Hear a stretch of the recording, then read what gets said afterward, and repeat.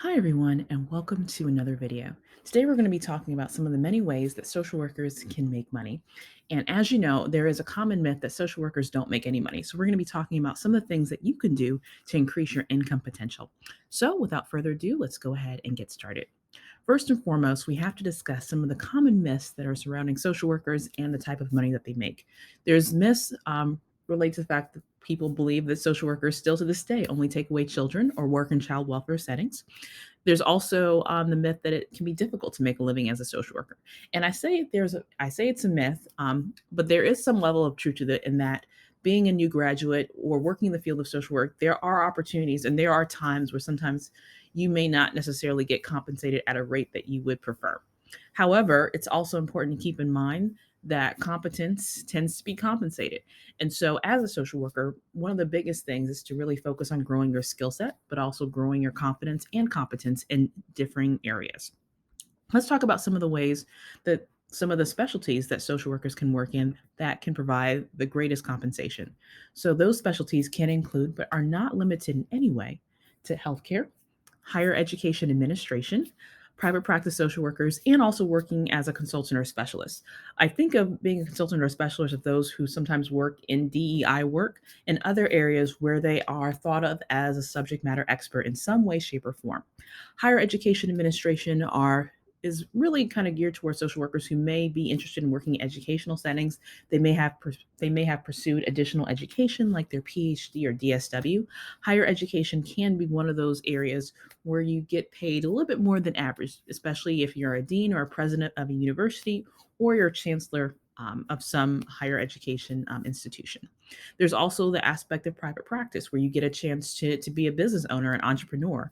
You can make your own rates, you can market yourself, and you can grow a referral base that is it can be very profitable, especially if you have all the things set up and you're also very diligent and you have a certain specialty that is in demand.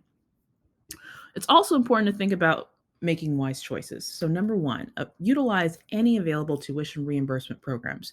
If you work in healthcare or in a similar setting, a lot of times employers have different benefits that can include tuition reimbursement programs. Usually there is some type of clause that you do have to work for the company for.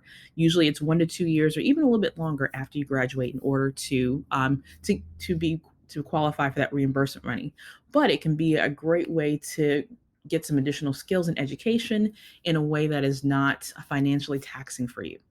I also encourage social workers to identify 3 areas of specialty that they want to specialize in. This means that you get experience in this area. This means that you go get some continuing education credits, that you may go after a certain certification or a certain specialty where there's some type of structured educational path towards it. Some people specialize in trauma. Other people decide to specialize in things like couples therapy, specializing in relationships, specializing in family therapy. These are all specific specialties that you can get additional education in. And as a result, those specialties can mean that you can earn more because you have taken the time to get that additional education. I also encourage social workers to think about ways that they can lay the groundwork. If you know that maybe at some point you would like to own your own business or own your own private practice, a lot of times it's helpful to at least start the LLC to get your domain name. Even if you don't necessarily launch day one, you do want to have some things in place that make the journey easier when you do decide to make that step and when it's the right decision for you.